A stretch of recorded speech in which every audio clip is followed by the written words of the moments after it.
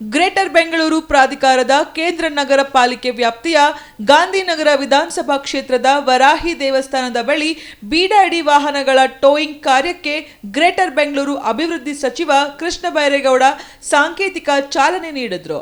ಅಸ್ತ್ರಂ ತಂತ್ರಾಂಶದ ಮೂಲಕ ಈವರೆಗೆ ಸಂಚಾರಿ ಪೊಲೀಸರು 2751 ಹಾಗೂ ಸಾರ್ವಜನಿಕರು 1498 ಬೀಡಾಡಿ ವಾಹನಗಳನ್ನು ಗುರುತಿಸಿದ್ದು ಒಟ್ಟು 4249 ವಾಹನಗಳ ಮಾಹಿತಿ ಸಂಗ್ರಹಿಸಲಾಗಿದೆ. ಜಿಬಿಎ ವ್ಯಾಪ್ತಿಯ 5 ನಗರ ಪಾಲಿಕೆಗಳಲ್ಲಿ ಈಗಾಗಲೇ 1034 ಬೀಡಾಡಿ ವಾಹನಗಳಿಗೆ ನೋಟಿಸ್ ಅಂಟಿಸಲಾಗಿದ್ದು 72 ವಾಹನಗಳ ಮಾಲೀಕರು ದಂಡ ಪಾವತಿಸಿ ತಮ್ಮ ವಾಹನಗಳನ್ನು ಬಿಡಿಸಿಕೊಂಡಿದ್ದಾರೆ.